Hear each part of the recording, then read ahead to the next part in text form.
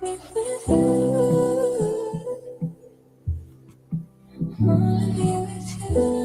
up, y'all? You know who it is, your boy JD Kiss, you know what I mean? Right now with Chris John. Shout out to Camden, New Jersey, all my niggas out there. Let's get right into it. Yeah! BTV. Chris John, man. Yo, born, let's get him, man. Yeah, right now. Never off plan. Used to get busy with them guns in my hand. 4 or 5 or a black 9 with a grand in my pocket and beef cool as a fan. BTB TV, we're not playing. Y'all just talk, we back it up and down. Sideways, F what y'all saying. We Kyrie and Kanye. This a boss talk, so you clowns should just fly away. Yeah. Hop on the bridge, throw your frame off the highway. This not a game, this is business, this my way. Real talk, your opinion is nothing to us. We gon' stay on chill, long as y'all don't violate. But it's not fair. We could be cool or your worst nightmare. We the best, I swear. And you could be my friend or enemy, I don't care. And you better be aware. Cause we coming for the whole pie and we gon' share. No, it just ain't fair. But we the best, I swear. It's a movement, we the best, I stay up in the mix. A project politics, my mood kinda sick. Name well known from the hood to the sticks. 100 on the highway, flying so fast, burn the gears when I shift. Some people kick dirt on your name, what shoes you gave them. Broke your back for them and they got the nerve to play you. Kick raps door off, pushed and shoved my way through. Bum rush the kitchen, put my floor up on the menu. The jealousy be hitting up in jokes. That's why I stay serious like David Banner turned in the Hulk in pure form like the Pope. Haters get infrared beams with the scope, so run and get ghosts. We fight good, boxed in like Floyd on the roast. I'm the great black hope.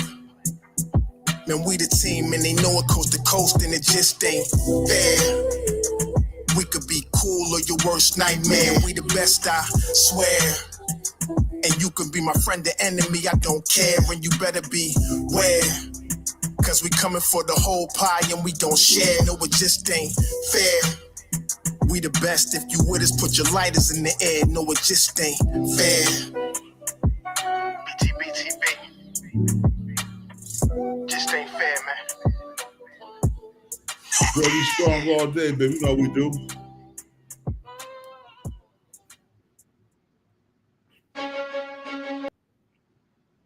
Yo, first of all, let me say peace to the 5% nation, the guys and nerfs. Assalamu alaikum, alhamdulillah, rahmatullah, to all the true Muslim brothers and sisters out there. Was popping for the Bloods, was cracking for the Crips. Woo, Blood Nation too. I give all y'all niggas love, man. You know what I'm saying? But we ain't no Bloods or no Crips. We doing our own thing. BTB TV that started his own game like nigga, what? It's the king of New Jersey, man. Born Divine Almighty Elijah, host. Got my co-host God in the streets. Shabu B Allah. Brooklyn's finest. Say what's up to the people, God. Say what's up. Say peace to the people, Lord. Peace to the people. Today is knowledge born. The JuneTeenth, you know, where they freed the slaves in Texas 2.5 years after Emancipation Proclamation. I just want to bring something to people's attention too, Bob. Go ahead, do that, God. Speak on it. The Emancipation Proclamation was originally written in 1863. So even though they're talking about Juneteenth as a celebration 2 years after or 2.5 years after in Texas of their freedom, 1865 was not the original year that the Emancipation Proclamation was written. And I also want to bring y'all up to date on this. For those of you that don't know about the marriage code license, which was set up by the Daughters of the American Revolution, that was also set up in 1863.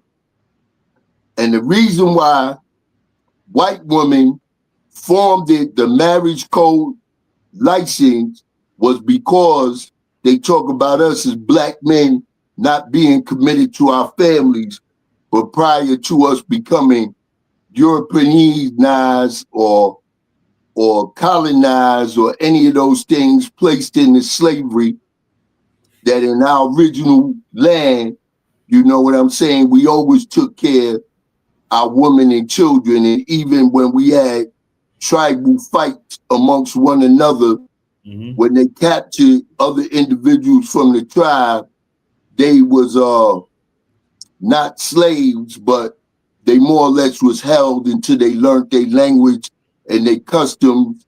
And how we dealt with polygamy was because if warriors went off to fight and they was killed, other men had to take on their families and support their families, so it wasn't all about sex.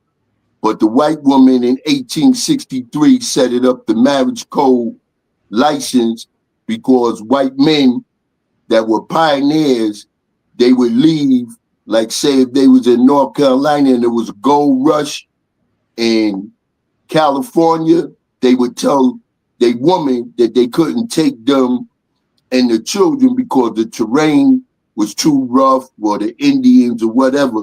But a lot of times they would get over there and they just would forget about their women and their children that they had in North Carolina. So the white woman had to set up something where their men would be bonded into them. So this is when they came up with the marriage code license. As a matter of fact, if any of y'all individuals go to DC, they got a whole building for the Daughters of the American Revolution. So I just wanted to give y'all a little brief history, being that today is the Knowledge Born Day, and they calling it, you know, JuneTeenth, that y'all can have something extra, you know, to place on your plate as food of thought. Yo, first, I want to start this off with Jane Dale, with 50 Cent, with Ja Rule 50 Cent, and Jane and Ja Rule and Puffy, P Diddy.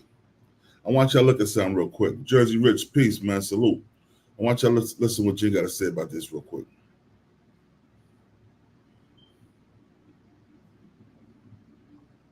And then we gonna get on Ja Rule, 50 and Ja Rule, and then Jane Dale, the Cam and Mase, and we go take it from there. And we'll talk. We'll hit all topics today, yo. So peace, y'all. Listen to this.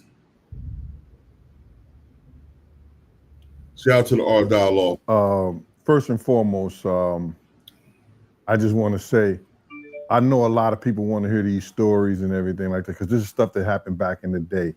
And then maybe that if they knew there was going to ever be a YouTube, or they knew there was going to ever be social media, a lot of the stuff probably wouldn't have got played out like it did.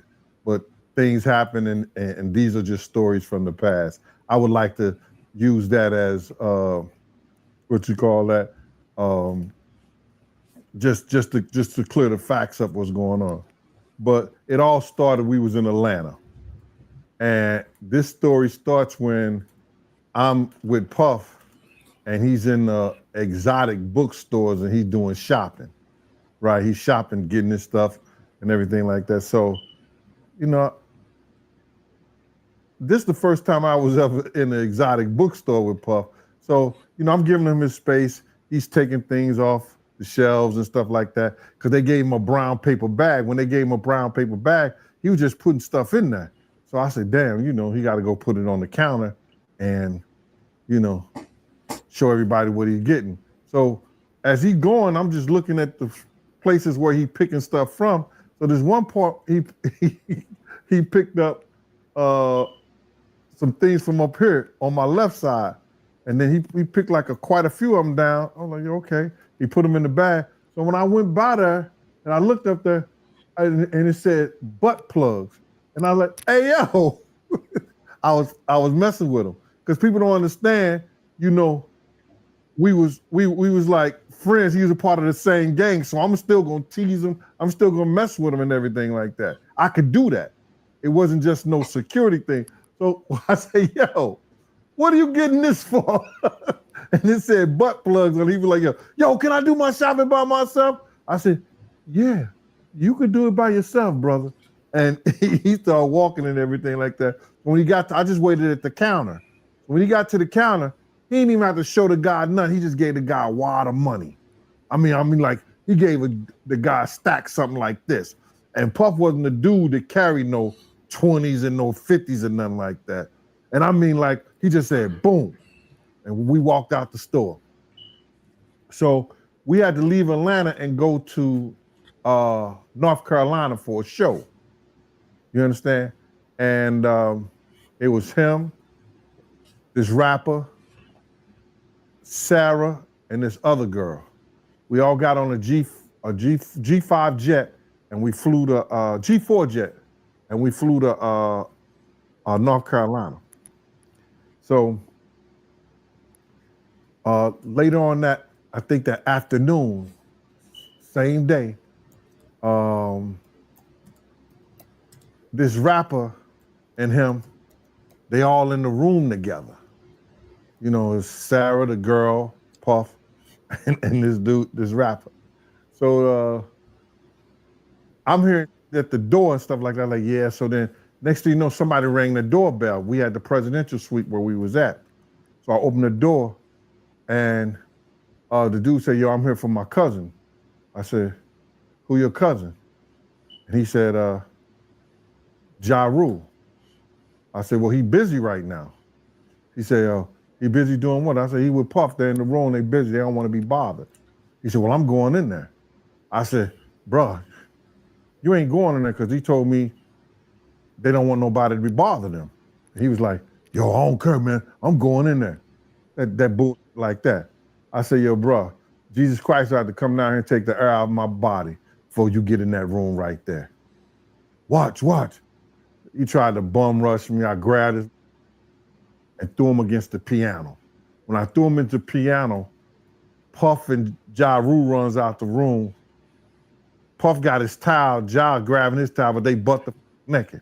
And so then Ja was like, yo, what's going on? Yo, G, that's my cousin. He know me well, you know, and Puff was like, yo, G, what happened? I said, he tried to get in the room. I told him he couldn't get in the room. Salute. Like, he just looked, Puff looked at Ja. He said, yo, Ja said, you ain't want to go in that room because there's a lot of freaking going on. So I was like, oh, he said it was a lot of freaking going on. So that was basically that story, man. You know what I'm saying? They went back in the room. Dude felt a certain kind of way, and he left out. So I seen them at the concert the next day, and they tried to, you know, form up against me. But my man Frank was like, I told my man Frank, I was like, yo, Frank, put yourself in that position. Somebody trying to get in the room, and Ja told you don't let nobody get in the room. What would you do? Now, y'all can do whatever y'all want to do, man, but you know I ain't taking no losses. He said, yo, you good, and that was it. Bro, when Ja said, you don't want to come up in there, a lot of freaky stuff is going on. You got to use your mind. What they was doing with those butt plugs. right.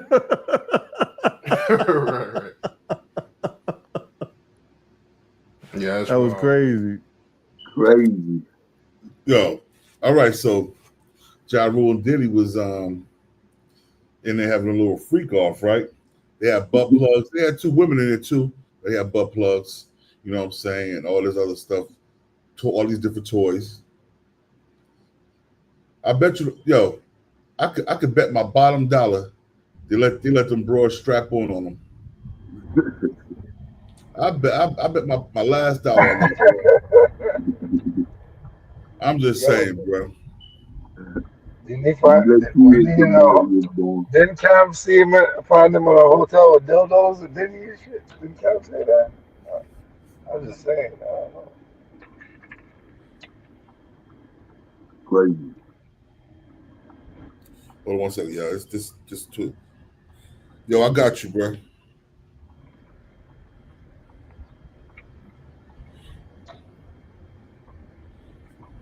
Hold on one second, yo. That's twins. That's me. So, gentlemen, what y'all saying, though? Hold on. Peace was good, Mac me. Yeah, we here, yo. You know, chilling. All right. Hold on one second. I'm trying to get the link to Twiz.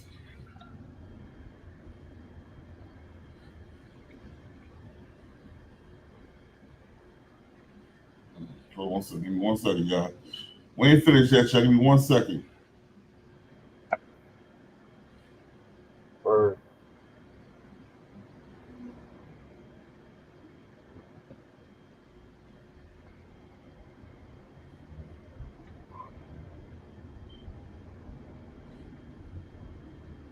Yo, we here, yo. Hold up.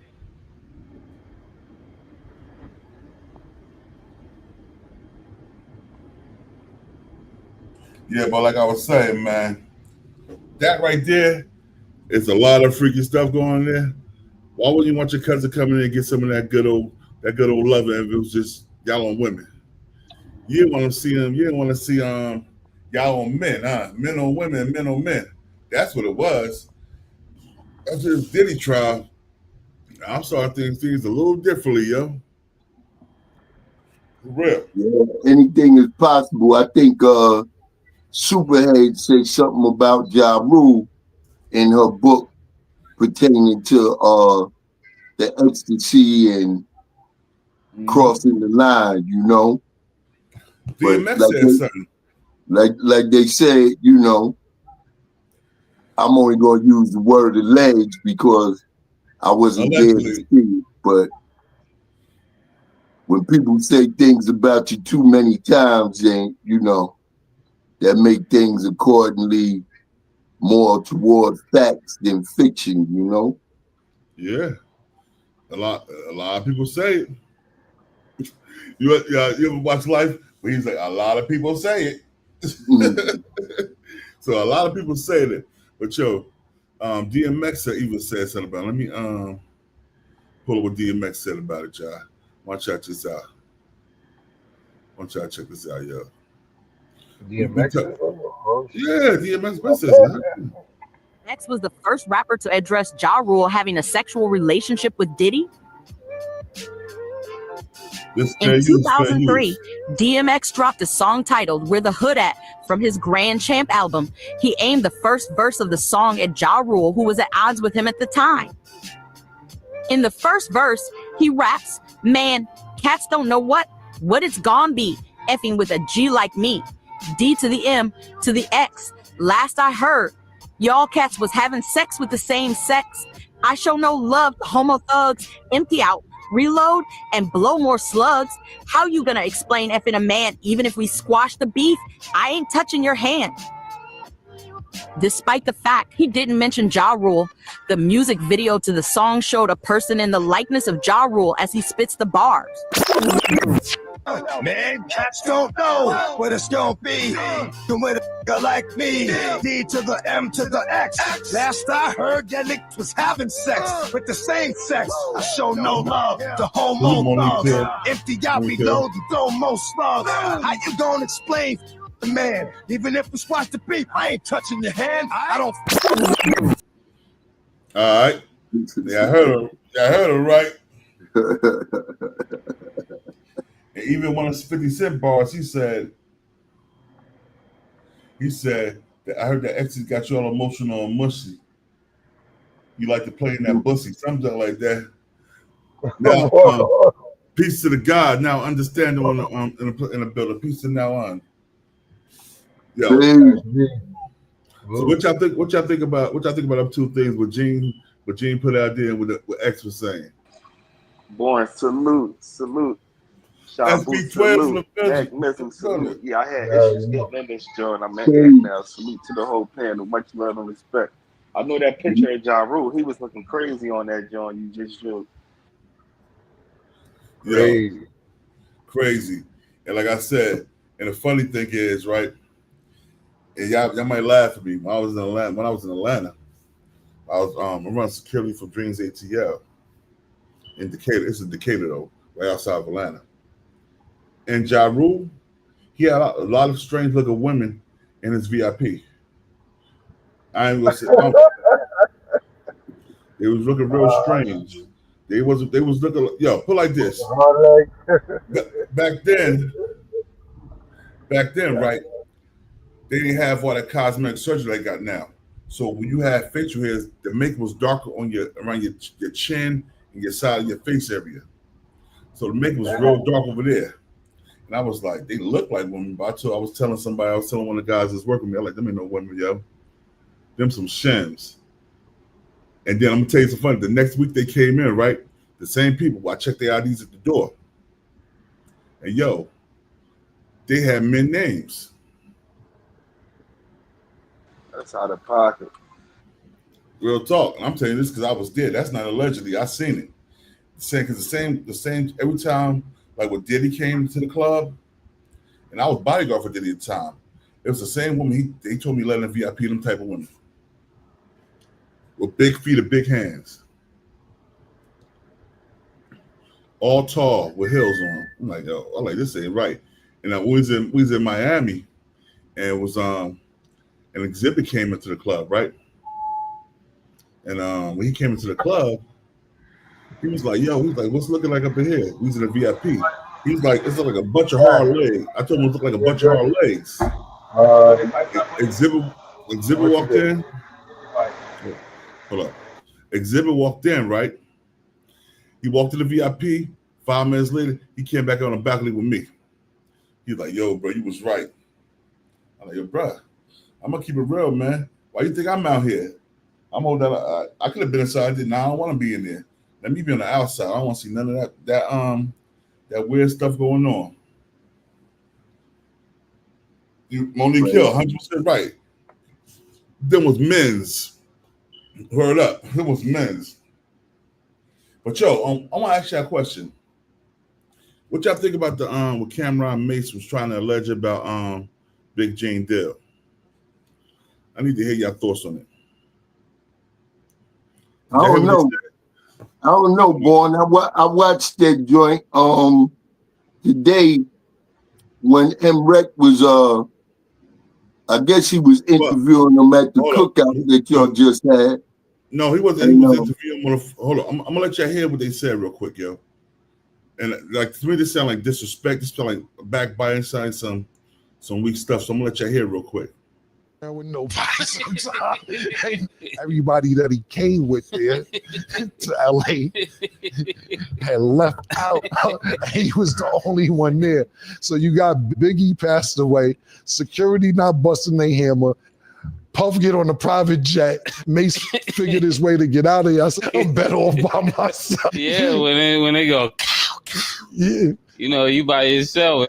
Yeah, what do you do if you're security crying behind the car? I just want my blanket. You just want your blanket. Nigga, we gotta get out of here. I didn't sing too much. Niggas can't tell me nothing. That's why when niggas be talking tough, I said, man, just say it. Nigga said he want to just go home and be under his blanket. But he there for security. Shit. I'm never going to be in this position. All right, so you up there laughing about the situation, right? Biggie just got killed. We know Jane was bodyguarding Diddy at the time, so he had to circle back around just to go see about the shooting. You dig what I'm saying? So you got Mase talking this stuff. I want y'all to listen to this. I'm about to hit all these spots right now. Hold on, I'm about to let y'all hear this real quick, and we're gonna build on it.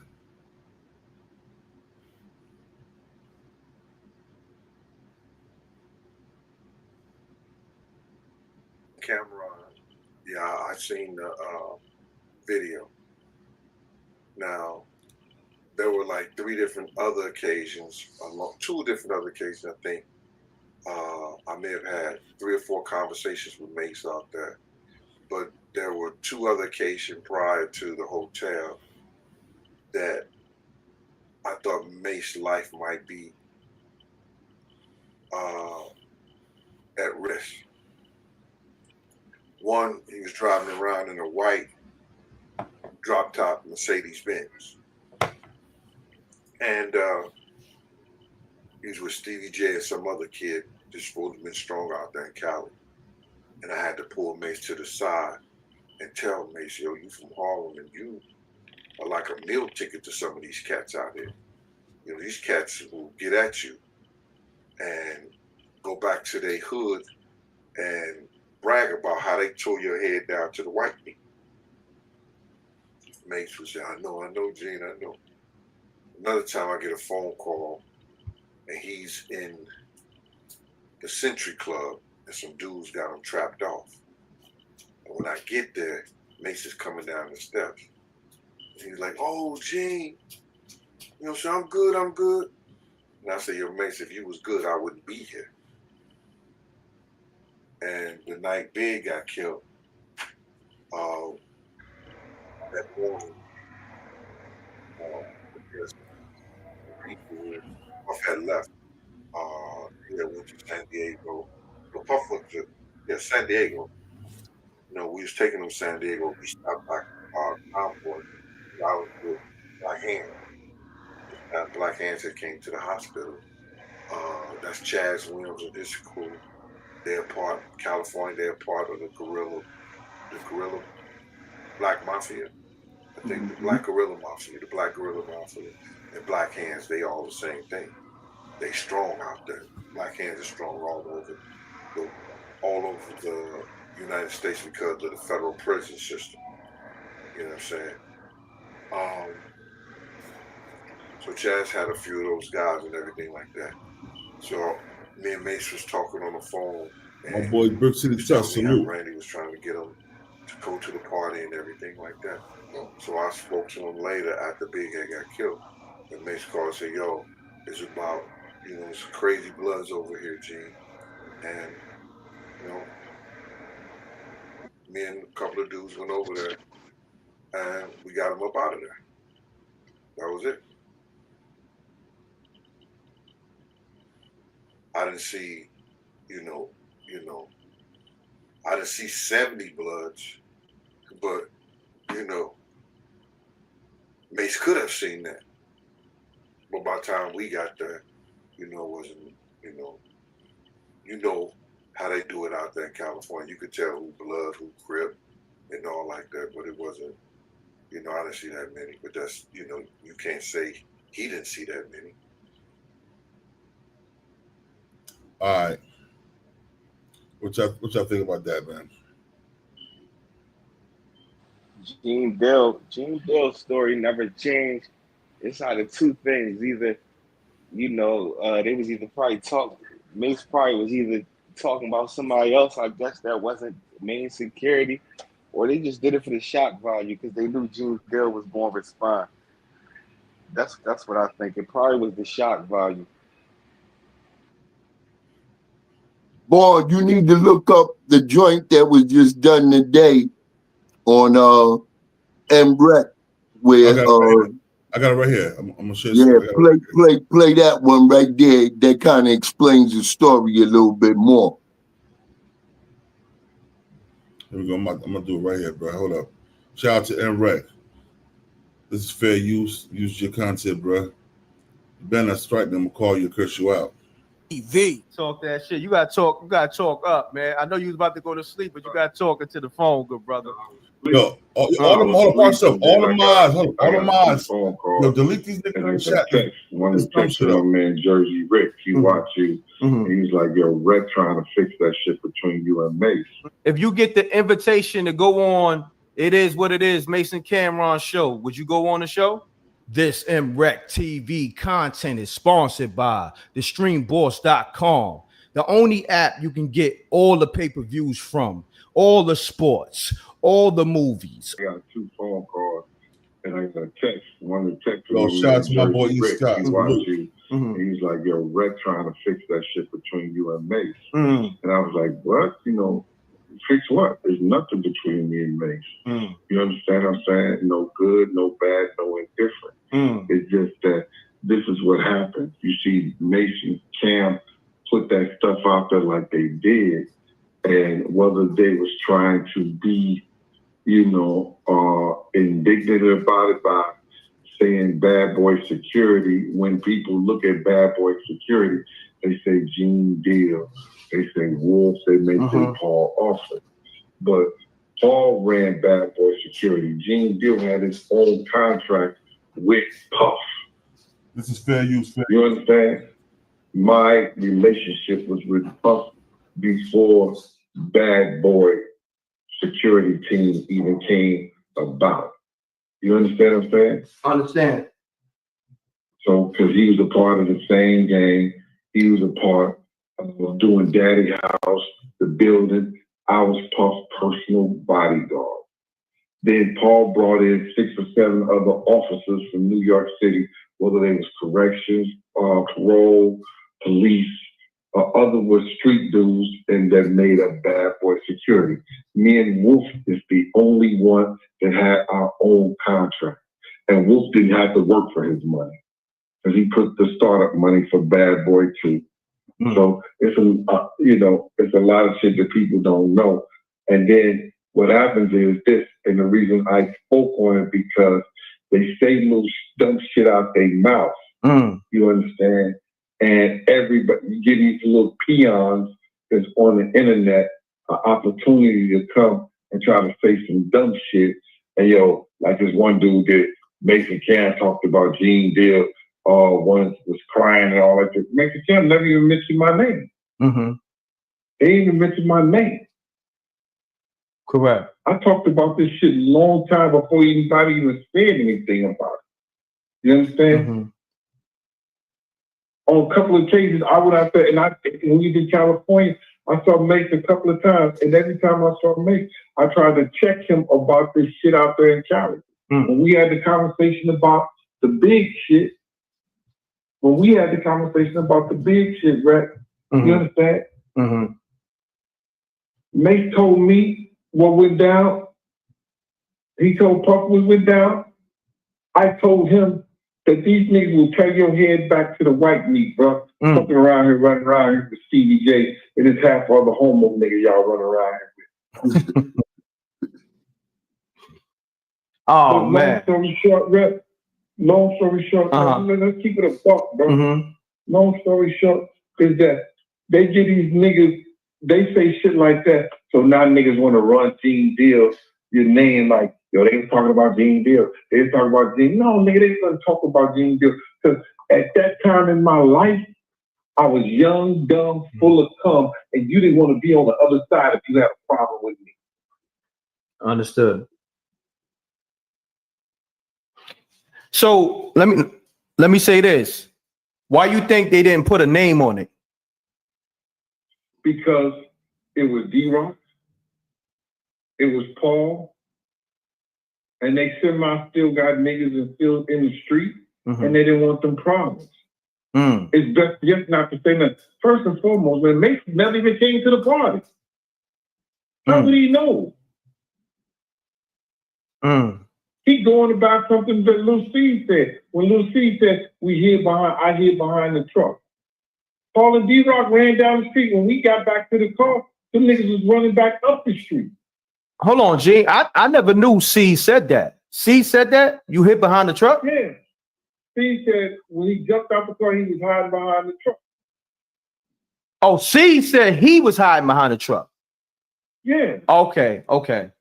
Got you. The cop that was with them from Inglewood, Paul and D-Roc and them, and the driver. The driver put the car in park and ran down the block too. When we got back to the truck, after we blew the light and was halfway down the block, when we got back to the truck, Big was the only one in the truck, bro.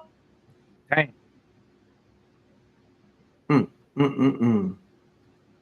So all these niggas talking all that shit, trying to play money back why ain't nobody shoot? Nigga, if I had an opportunity, if I wasn't way down the block, it'd have been a whole different situation. And me and Puff wasn't fighting about the fact of me wanting to ride on side the vehicle. I knew what type of atmosphere was. I wasn't playing with them Cali niggas. Nigga, I'd rather be judged by 12 than to be carried by 6. I'm not playing with nobody wherever I go. Because it can happen to anybody. That's a fact. Anybody. The president. I don't give a fuck who it is. Nigga, if they can get motherfucking Martin Luther King, if they can get the President Kennedy, they can get to anybody. Anybody can be touched. That's a fact. Anybody. That's why it's one thing I premise my life on. And I tell you this all the time, right? Nothing beats the motherfucking ambush. Correct. Nothing beats the ambush, Rick. Now you told me this from day one. Failure to prepare is preparing to fail. Niggas talk all that shit, but the nigga that I was responsible for and had responsibility for, that I was getting paid for, is facing his face right now in court. I got that nigga out of there. You understand? I get it. You know, I know, but I don't have a problem with Mase. I don't have a problem with Cam. But nigga, say if you gonna say something, be man the motherfucking enough to name niggas' names. Gotcha. When I tell a motherfucking story, Rec, I tell it with the names. These niggas I ain't worried about none of this shit, bro. Understood. I mean, I'm trying to get you and Mase on the same page, period. So when this shit started going a little left, you know, I know y'all ain't beefing like that. That ain't no beef. It ain't Mase them who's doing it. And makes them smart enough to know that shit. They know that they got, if they smart enough to know if they say anything about bad boy security, I done been out here a whole enough, I put myself out here enough that people gonna think it's Gene Deal. Exactly. You understand? So they know that, bro. They smart enough. Them boys are genius. They over there making millions of dollars, you know, doing what they doing, having fun. You understand? But come on, keep it a buck, man. Why give these little other niggas out here energy? Or give these niggas an ability to do a show and put my name in the bullshit? Yeah, because you got a lot of sucker niggas that hate you because you know you winning, and it be shit like that that give them like adding fuel to the fire. You know what I'm saying? And that's what I'm talking about right there. Yeah. I got sucker niggas out here that hate me. And it don't matter, nigga, because what they eat don't make me shit. That's where I come from, Red. I already know. You know I know. But look, I know we cutting into your sleep and all that. Salute, brother. I appreciate you, bro. You will always be my little bro. You already know. You know you my brother. You know you my brother. And I want people to know I'm the only nigga that could go to Gene Deal house and he tell me 10 times, Rec, don't film, and I still film and don't get shot. I'm the only nigga that could do that. When you come up this, man, I hope they don't look for you in my backyard. You heard it here first. If I come up missing, don't come to my backyard. Yo, my brother. Man, yo, you my little brother. All right. Now, y'all heard that, right? Now, this is what I understand. Here is Mase right here talking about how Gene said it's like I was looking for. I finally found it, yo. But you want to talk slick about Gene and to Gene. Mercy. Yeah. There's a bunch of questions. I had a hashtag Ask Mase. The night that Biggie Small died, where were you and what did you do in the aftermath right after Biggie Small died? Where was I? I was in a hotel. What people? That sounds like a Keefy D question. No, they didn't say you was involved. They wanted to, I guess they knew everybody from Bad Boy was out there. Oh yeah, I was in the hotel. I was actually in the hotel with a young lady. And when you heard this information, what was your next actions? My next actions? What after what? When you heard Biggie died, did you stay in your hotel room? Did you leave out? Did you want to go back to New York? I actually was trapped in a hotel. Now I want to ask the question. What do you mean trapped? It was about probably like 70 or so bloods in the hallway. I couldn't even leave my room. How'd you get out? One of the Why guys. would it be 70 Bloods in your hallway after Biggie Smalls died? Actually, after Big got killed, they was probably looking for more bad boy artists, and I couldn't even leave the room to Gene Dill, the officer had to come get me. Yeah, that's fucked up. I was left in LA, and from that day I always said, you know what, I'm out of here. All right, now y'all heard that, right? Yeah. Did y'all hear that? Yep. Yeah, that's why I said they probably did it for the shock value of son. What I'm saying is, that's some weak stuff to do, man. Especially if somebody saved your life. You still supposed to be showing that nigga love to the day. Be honest, you know what I'm saying? Really Yeah, but Face Fencer says Mase was hiding under the bed. it's just like Gene said.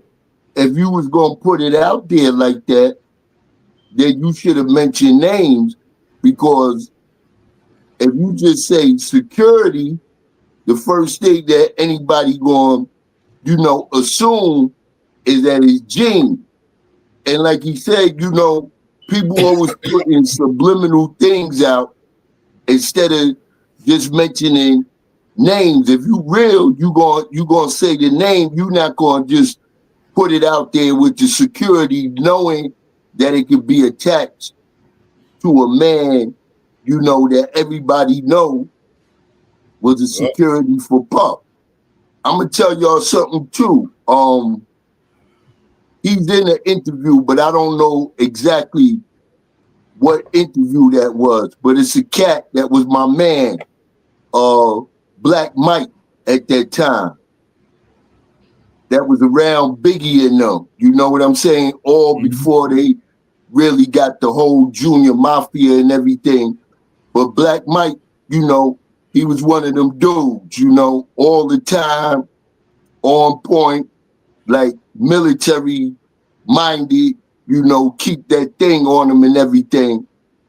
And we had a stash house up there on Ralph and Eastern Parkway. And he came up there before Big went out there, and he was saying, to me and my man Born Justice and them, he was like, yo, man, I don't know why Big didn't take me out there with him, because, like I said, my man stay on point all the time for situations like that. But he didn't go. But I know afterwards he was able to go to Biggie's funeral and everything. He came back with the big eulogy and everything else. And I'm just saying, more or less, like, you could tell by individual stories whether they telling the truth or they telling a lie. And one thing that, Gene explained is ABG. Anybody can get it. And it's always the element of surprise that makes one person more successful than the other person when you at war. And at that time, behind the whole Tupac situation and everything, them going out to LA, you supposed to have all hands on deck. Little C's, was cool. That's my little man too. But at the same token, certain people are not prepared for certain things. So when you going and you dealing in certain environments, you got to have those type of people around you. But a lot of individuals, they get money and they forget those that been around them and been protecting them, or would be the people that in those given type of situations that you would need around you. Because, I mean, the way Gene explained it, and we all know that when bullets get to flying, a lot of people get to ducking and hiding, and it ain't nothing wrong with that, because if you're not prepared to fire back or anything like that, then you got to take cover. But for Gene to get there, you know what I'm saying? And it's only Biggie in the car, you know, that's crazy. And the car. Hold on one second, God. Hold on one second, God, for himself. Marquise Bankroll, salute, my boy. Gene was out and he was in St. Louis when Miss Wallace died. He got a house in St. Louis too, Missouri. That's where he was at. That's why he go to attend the funeral. He was handling family stuff. Go ahead, God, for himself.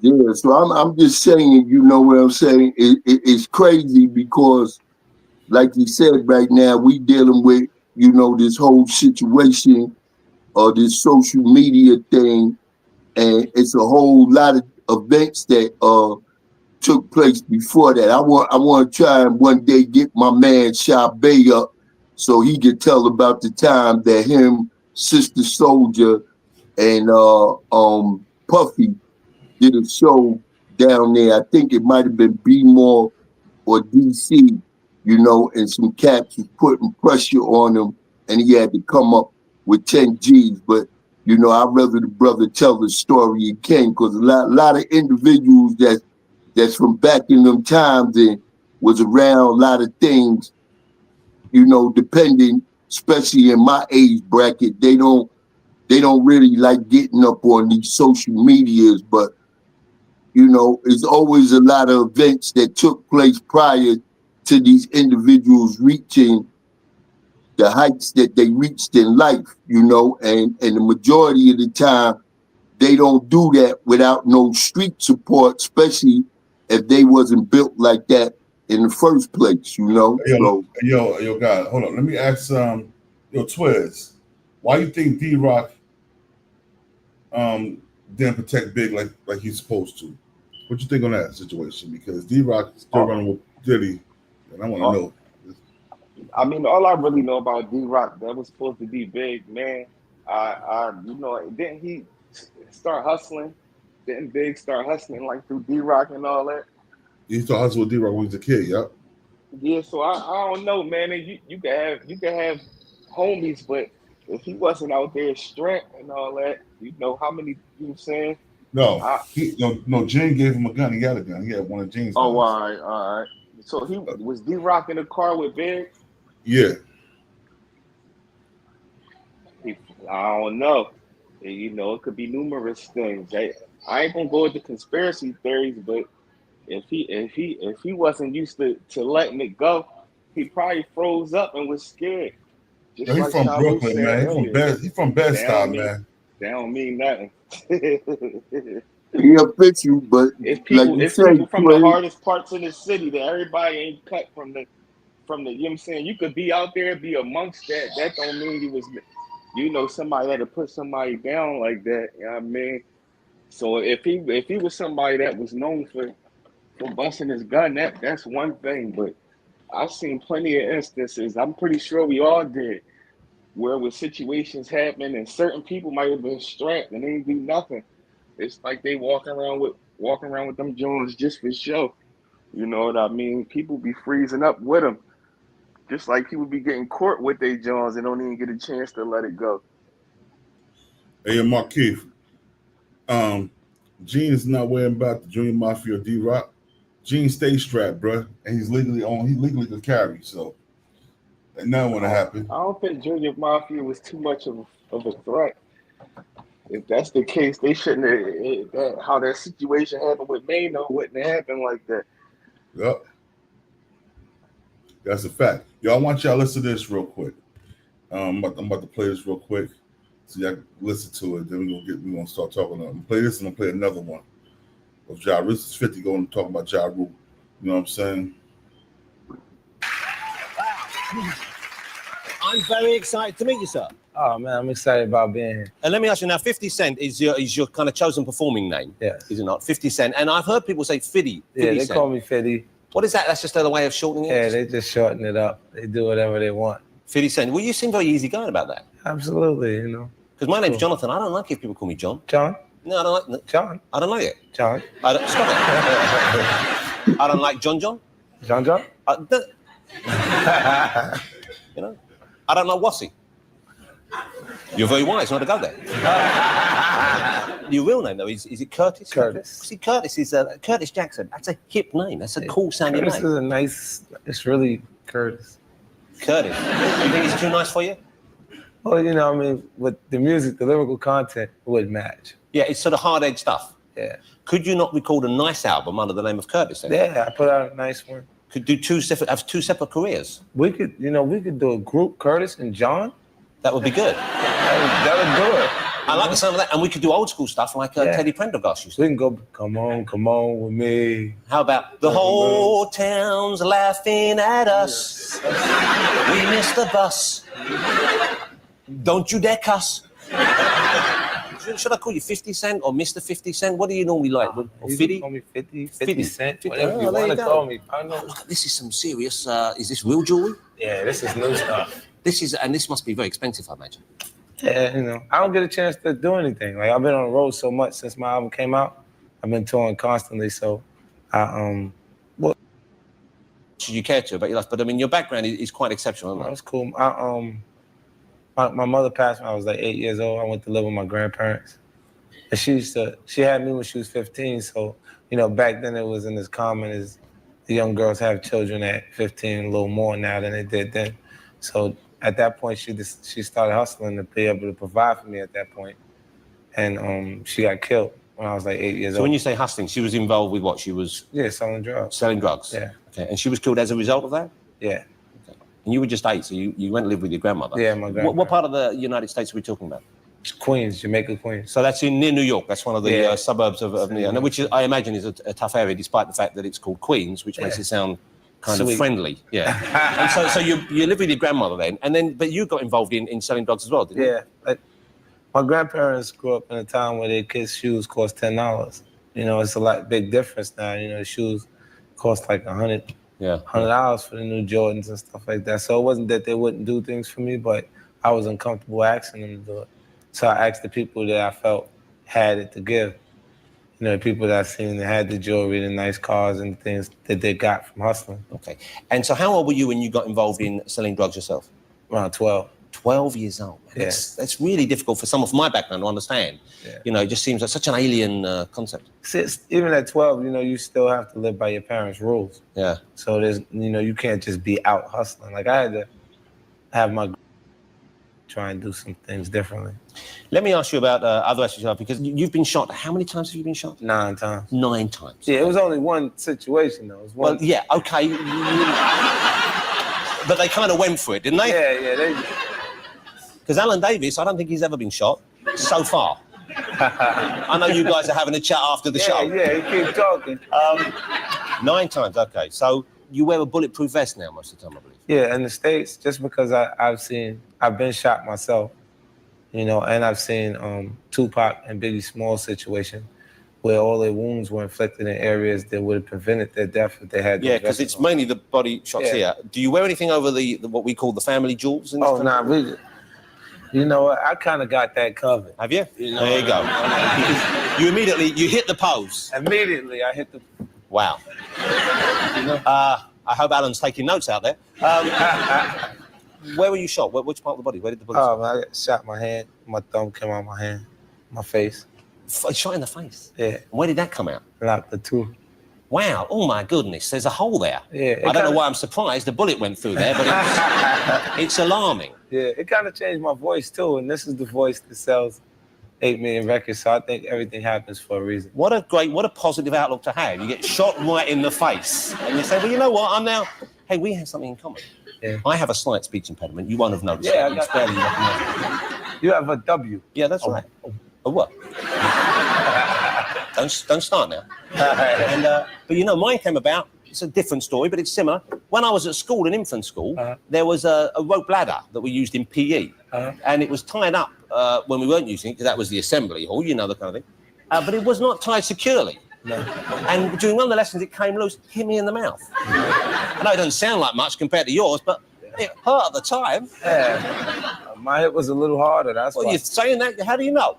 You know, I was very little then. You were quite big. Yeah. Now here's something I need to raise with you. Okay, and you know, please tell me how you feel about this. You mentioned Tupac's untimely death.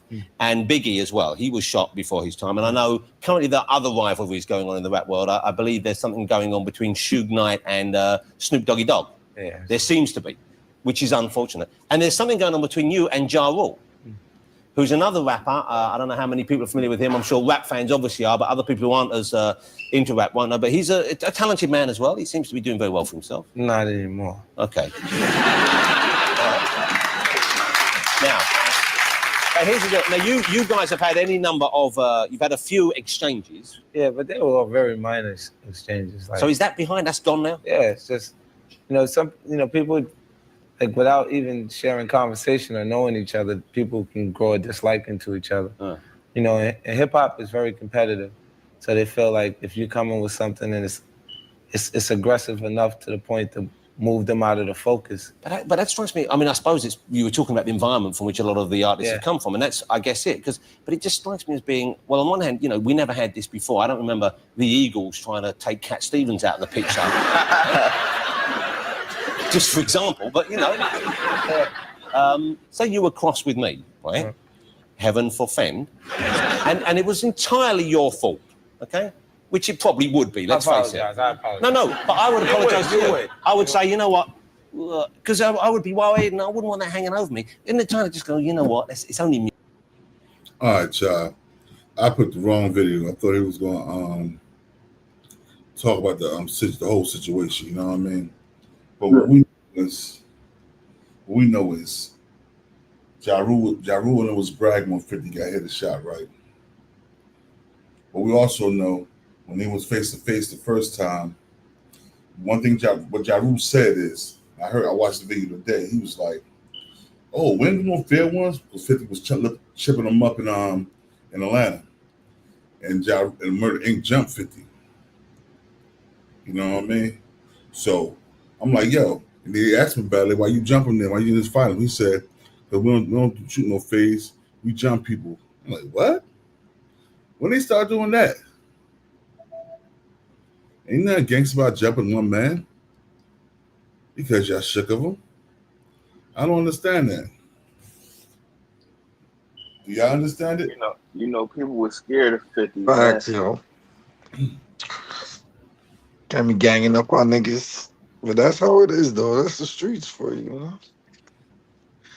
What you saying, Twiz? I said, everybody, the whole industry was scared of 50. You know what I mean? When it comes to 50 and especially with Murder Inc., like, once again, at the end of the day, they wasn't street guys, regardless of who they was affiliated with. 50 came in there with a crazy story.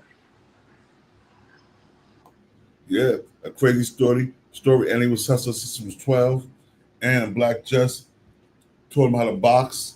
You know what I'm saying? Put him in boxing school. He went to Golden Gloves. I was hearing stories for years how he was knocking out grown men. Shabu, you from New York? I know you heard about some of them stories. Yeah, most definitely. Boo Boo. You know? What you heard about Boo Boo out there in NY, bro? Yeah. What you heard about when he was coming up? I mean, like I said, 50 and them, they behind me, but in the same token, like you said, with Black Just and all them, I would be, more in their era and everything. And it's the same way like how I grew up.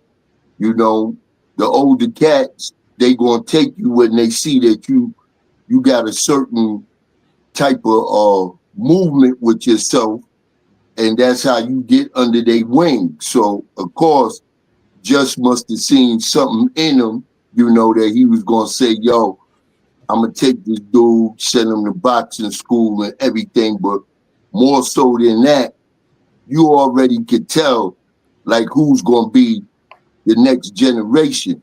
So out there where he was, Southside Jamaica, you know what I'm saying?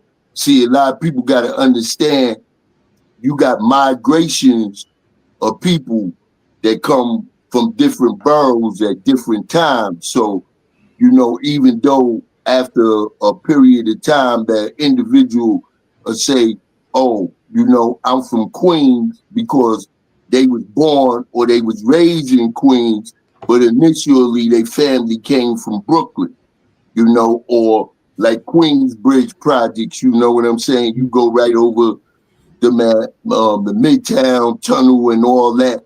You right there in Manhattan. So a lot of people's family migrated, you know, from Harlem and the Bronx and different places. And this is what changed it, you know, the polarities of those neighborhoods. Because if you coming out of a neighborhood that's rough or out the projects and now you move to Queens or you move to Long Island, you know, you already used to a certain type of lifestyle. You know, especially if you done been through it with all the things out of that neighborhood, and now you move out to those neighborhoods.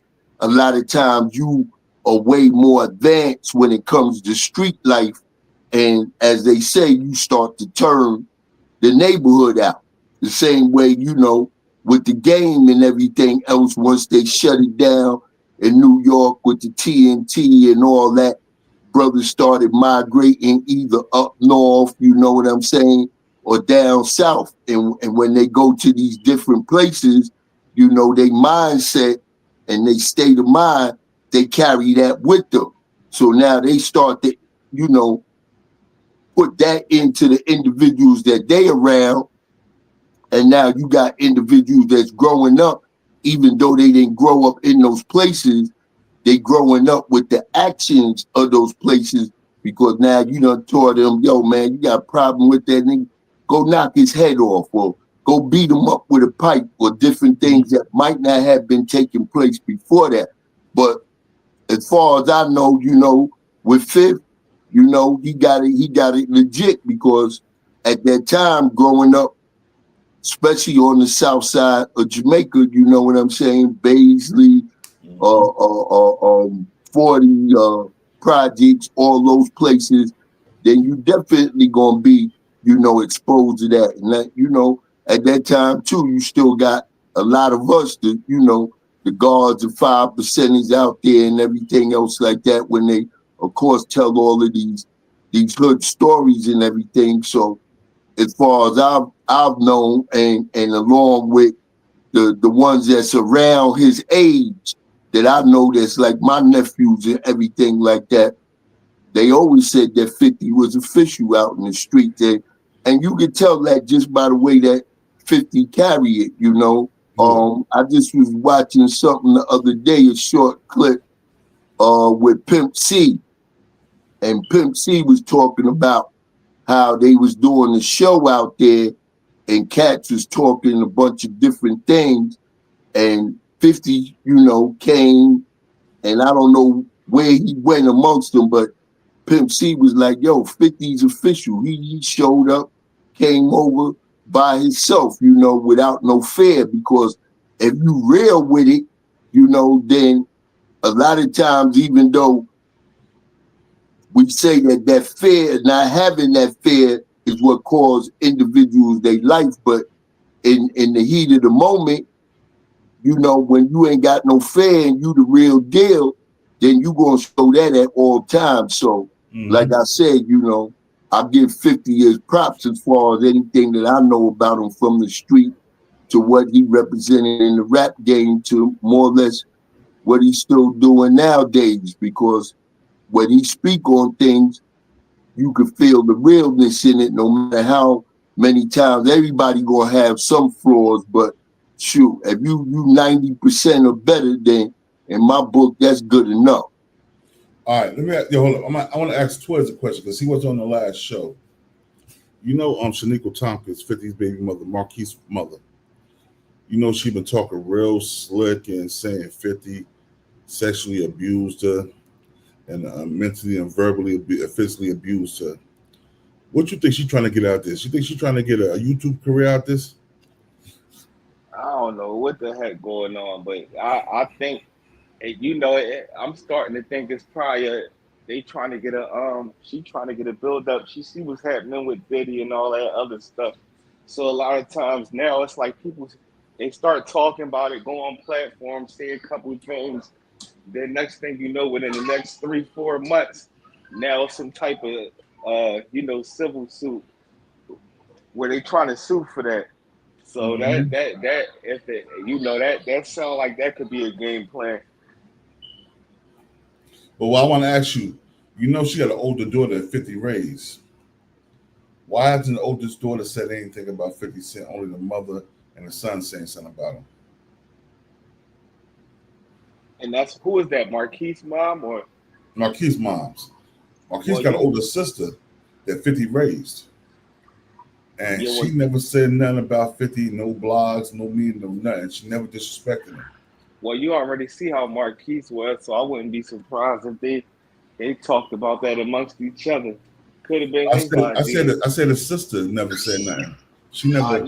I know, but I'm saying she obviously ain't involved in none of that stuff. But I'm saying you see how Marquise been on the internet saying a bunch of stuff. So I wouldn't be surprised if him and the mother came up with that idea. The daughter is just, you know, who knows? Yeah, man, she's staying in a kid's place. Obviously, she's not coming from a hurt place. Nope. Especially that's and not his real kid. She's older than Marquise. She older than Marquise. He took care of her. So you know what I mean? That a sibling, a step sibling, a kid you took care of that's not your real kid, usually will ride with their mother before they ride with you, and they'll be defending their mother. But she's not doing either one. She's just being quiet. Yeah, that's obviously the only one that's keeping it solid, because they, you know, see all the lies and everything and stuff like that. So that's crazy. All right, I want to show this last clip real quick. This is Marquise just like his mother. This is Ja Rule, right? Talk about the battle they lost against 50 Cent, taking the L to 50. Him and the nigga Irv Gotti. Rest in peace, nigga. Rest in piss, nigga. I don't care about that nigga. Hold up.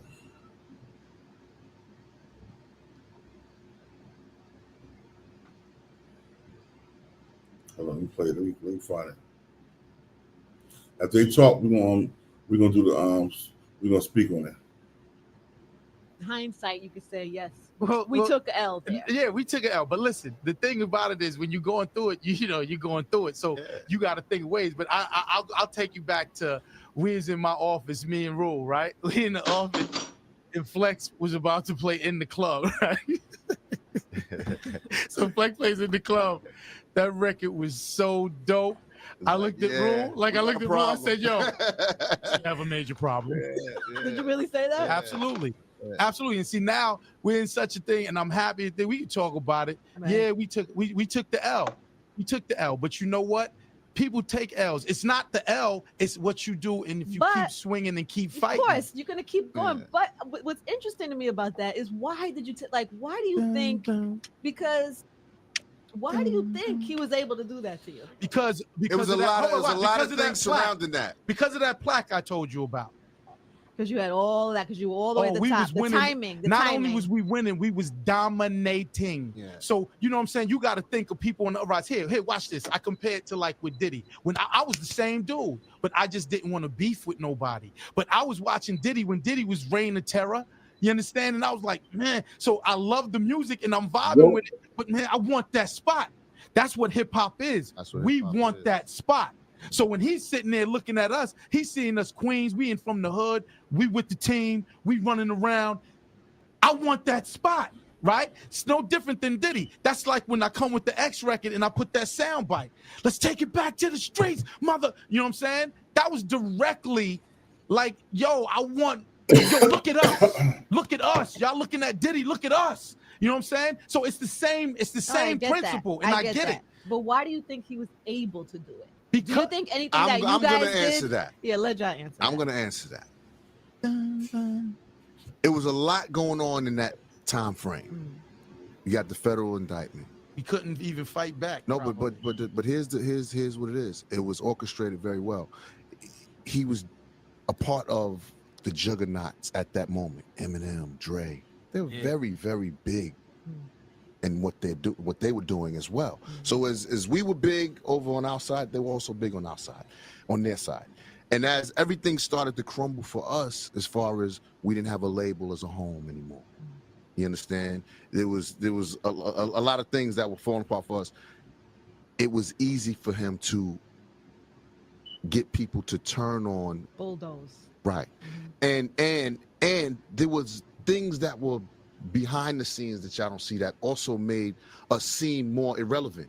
You know, like we couldn't go to award shows. Yeah. They would make calls like, well, We got 50 and we can't be in there if Murder Inc. is in the no building, problems. they're not going to perform this year. M's not going to perform. So we would get calls from MTV. Much love, shout out to MTV. Or we get calls from BET. Shout out to BET. Yeah, even hell. That we love you guys, but guys, they're doing their thing this year, and we don't want y'all in the building because of this. So now, as the fans look, they're like, "Yo, this dude is really crushing them." Like they don't even show up at the awards no more. You don't even see these guys anymore. Right. So it was a thing that. All right, y'all. Now we're gonna talk about it. What do y'all think of that? What he just said, talking about MTV, they wasn't inviting to the awards. Do you think it was the reason because 50 didn't want them there, or do you think it was because they just wasn't hot no more? Nah, they ain't want that type of beef that was going on. And then when we dealing with the industry, they gonna go with who was hot. But prior to that, y'all gotta understand, rest in peace, my man Chaz Blackhand, he was 50's first manager. Yeah. So when all of that situation took place, they were supposed to squash the beef, and 50 was supposed to show up at a meeting. Now, whether at that time, whether he was trusting Chaz or not, 50 didn't show. Mm-hmm. And my thing is that I think that Irv Gotti and them, that they made the wrong decision to keep going from the street level, because you got to remember at that time, like he said, Ja was hot, but Ja was hot because his music was catering to the females. Yeah. And when they got into the beef, Ja Rule tried to switch it up, and that album he came out with after the fact, it was pretty good, but it was too late. And see, that's when people that say that they bosses and everything else, as a boss, you got to know the decisions when it's time to fall back and let certain things go by. But at that time, because of Irv's association with Preem and everything, he really wanted to be something more than what he was. Like, you don't make who you are, especially in the streets, overnight, man. That comes from a build-up, from when you're young, the adversities that you went to, and P-Now, this, that, and the third. So really, if you're not built like that, just because you go, you know what I'm saying, and get reborn or whatever, that's not going to change who you really are. And that's where I think that Irv and them made their biggest mistake, because at the end of the day, it was really all about that money.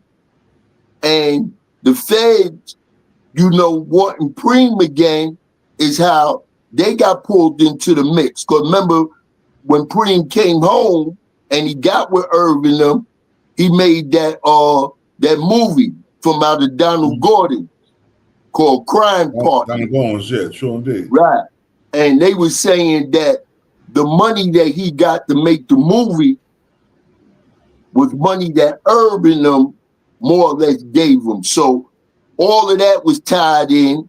And I mean, rest in peace with Irv and them. I give them credit for not folding and, taking it to trial with the feds and winning. But in the same token, man, that whole situation right there could have been avoided. And if they would have avoided it, it probably could have been later on down the line that Ja Rule and 50 could have got together and cut music. Y'all out the same borough and everything else. But like I said, looking at it, you know, from the perspective that I'm looking at it, Urban them wanted to be more than what they was on the street level. And once again, like what you was asking me before, 50 was really with the business. But at that time, because 50 did get shot, I guess, you know, 50 had every right to feel like he couldn't trust nobody. You know, Chaz was my man. Chaz was an official individual. So if it was me, you know, I would have been more amped to go to sit down to more or less work the situation out. But once, you know, individuals is shot or individuals is killed, then a person got a way to think whatever they want to think. So if you don't know, like he said, Slim switch sides on me, if you don't really know where everything is coming from and you really can't trust the people that you thought you could trust, then I could see why 50 made that decision not to go to that meeting. But personally, you know, they should have squashed that because they was getting too much money and it was too much opportunities there for everybody. But once certain things take place, you know, those things is hard to squash beefs and erase things and everything else because now, you know, shit is real now. So I don't know, man, you know. Yeah, man. Just messed up. And it's crazy because Fat Cat told 50, right? He was like, yo, he's like, Prim could have had y'all both. Why would he choose? Well, I think he made that choice at that time because, you know, when you coming home from jail, you know, you ain't got the money or the resources, and now you switching lanes and you got individuals that admire you, and now they in power, you know what I'm saying? You gonna go with that instead of, you know, what 50 might have had going on at that time. So, you know, it's hard to say, but like I said, at the end of the day, you know, we talking about this now in 2025.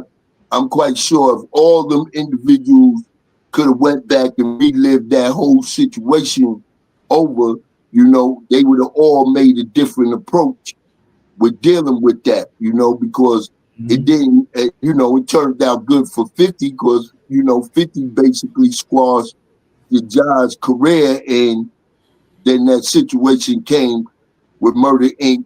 and premium them with the feds. But when you talking about this money and you talking about being in power, you know, you can't afford to let things that shouldn't really be involved get involved, you know, but they do it every day, man. You know, every day these cats take chances at throwing everything they got away, either up here on YouTube or running around with gangs and everything else, man. And that's the sad part, you know, because we hustled and did the things that we did because we didn't have access to millions and millions of dollars. So individuals got caught up in the game. But nowadays, you get individuals that get millions, and then they get millions, and then now all of a sudden they want to become street gangsters, you know? And then they end up getting caught up, and you know, like Dirk and you know, Young Thug came off his shit. But at the end of the day, y'all cats got millions of dollars. Y'all should be going back in the community, you know, doing something that can create jobs for these young cats that they ain't got to be out on the corners hustling or doing whatever they doing. But to initiate more violence and all that, and you was given a chance to become a millionaire and everything else, like, you know, I just can't see it. But we in a whole different time area, so you know, it is what it is, man. Well, I appreciate you brothers for coming up, man. This was a good show. Well, I expected more people to come up and come in the chat, whatever, but it's all good, man. As long as people here listening, man, that's all that counts. So people that's here listening, I salute y'all. Bigger BX, you know what I'm saying? Jersey Rich, Markeith, Bankroll, you know what I'm saying? All y'all, man. I appreciate y'all. So we're gonna do this again tomorrow night. We're gonna talk on another topic. So y'all just stay tuned, man. This is the King of New Jersey. This is BTB. We bully the bullies. I got God on the streets in here. Shabu B Allah. I got the Mac Mizzle show in here. And yo, we're gonna keep doing our thing, man. So salute. Salute, my brothers. You We already ain't no know. Bloods on no Crips. We doing our own things. BTB TV has started its own game. Like, nigga, wow, let's get it. Yeah. Peace. Peace.